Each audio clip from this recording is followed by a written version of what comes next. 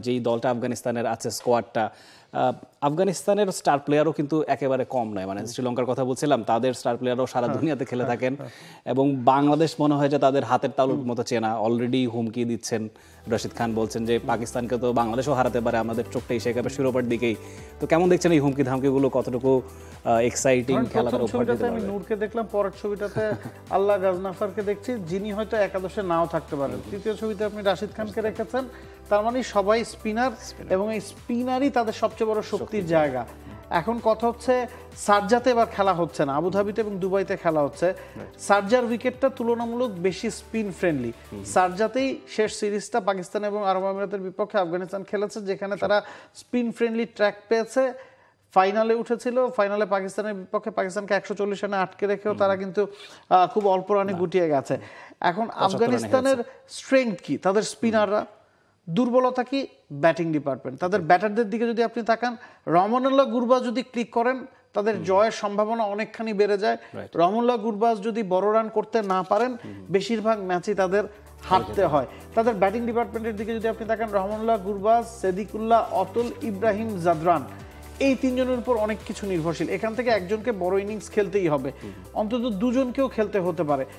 এরপরে যদি আপনি দেখেন, দারবিশ রাসুলি, আজমাতুল্লাহ ওমরজাই, করিম জানাত, মোহাম্মদ ইসাক, গুলবাদি নাইব, ওই জায়গায় আপনি খুব একটা ভরসা খুঁজে পাবেন না। এখন মোহাম্মদ নবী, আজমাতুল্লাহ ওমরজাই, করিম জানাত, তারা হয়তো লোয়ার মিডল অর্ডারে একটা ক্যামিও খেলে দিতে পারেন, কিন্তু শুরুর দিকে যদি ধস আসে, সেটা টেনে নিয়ে যাওয়ার ক্ষমতা এই আফগানিস্তান দলের আছে কিনা, সেখানে একটা প্রশ্ন থেকে যাচ্ছে। এবং গুরবাজের উপর অতিমাত্রায় নির্ভরশীল এই দলটা। তাদের স্পিন তাদের সবচেয়ে বড় শক্তির জায়গা। পেস ডিপার্টমেন্টে তাদের কিছুটা ঘাটতি আছে। আমরা ফাজল হক ফারুকি ছাড়া স্পেশালিস্ট পেসার তাদেরকে খেলাতে দেখি না।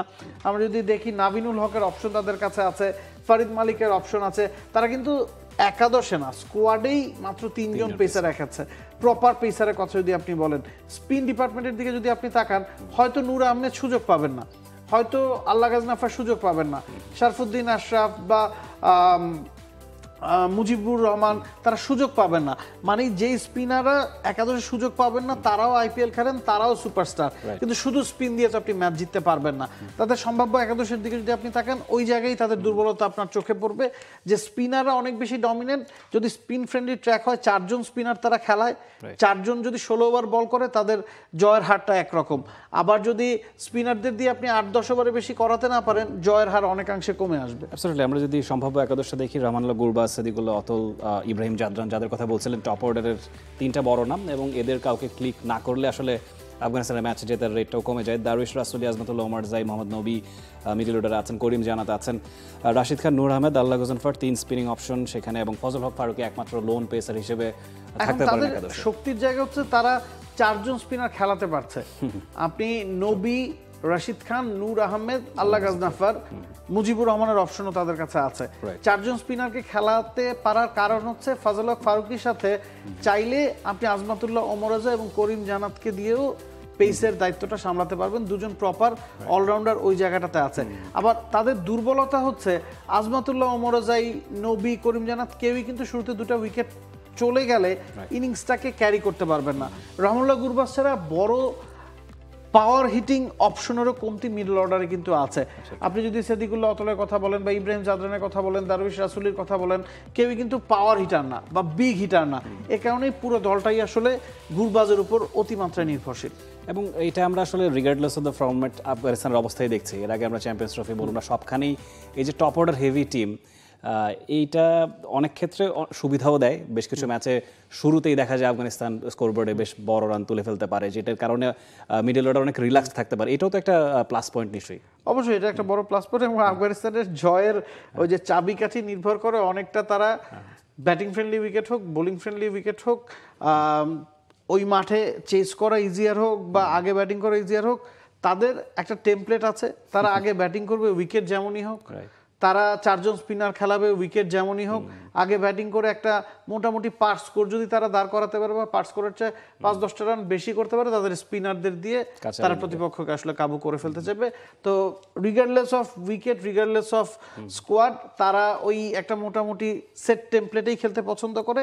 ওই সেট টেমপ্লেটটা যদি তাদের সাথে মানিয়ে যায়, তখন তারা এই টুর্নামেন্টে আসলে ভালো করবে। এই ব্যাপারটা এছাড়া কি একটু ডিফিকাল্ট। আপনার মনে হয় এটা সাস্টেনেবল কোনো সলিউশন? মানে না, sustainable এখন solution যেভাবে তো ক্রিকেট অবশ্যই বদলে যাচ্ছে প্রতি সিজনে হয়তো বা 2-3 বছর পরে গিয়ে কিন্তু এই ফর্মুলাটা নাও খাটতে পারে। তো সেক্ষেত্রে অল্টারনেটিভ খোঁজা উচিত নিশ্চয়ই। অবশ্যই অল্টারনেটিভ খোঁজা উচিত, তবে যেহেতু এই টেমপ্লেটে খেলেই তারা সাফল্য পাচ্ছে, এখান থেকে তাদের বেরিয়ে আসার কোনো ধরনের কার্যকলাপ আমরা দেখতে পাই না। বাংলাদেশ যেরকম ঘরে মাটিতে স্পিন ফ্রেন্ডলি উইকেট বানিয়ে স্লো উইকেট বানিয়ে জিতে যায়, বাংলাদেশ ওখান থেকে বেরিয়ে আসার চেষ্টা করে না। আফগানিস্তানের ক্ষেত্রে আসলে একই কথা খাটে।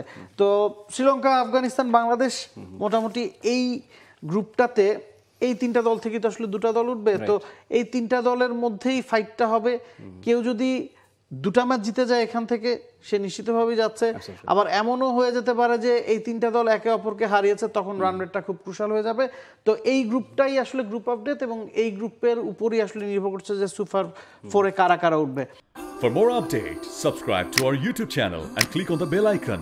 Follow us on Facebook and Instagram. Download T-Sports app to enjoy exciting games and highlights.